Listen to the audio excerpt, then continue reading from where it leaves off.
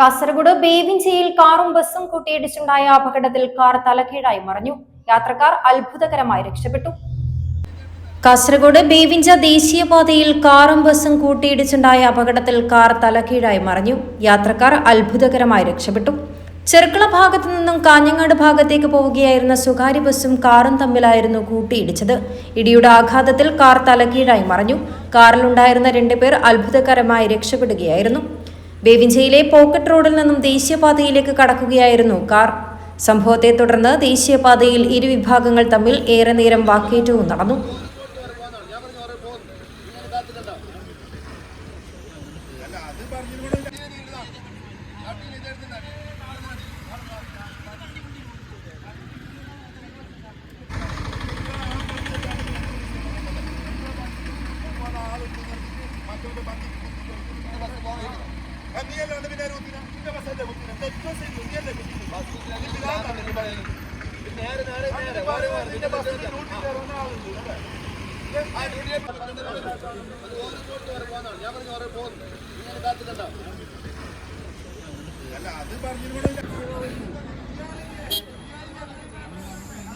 News 14 Live, Kasaragod.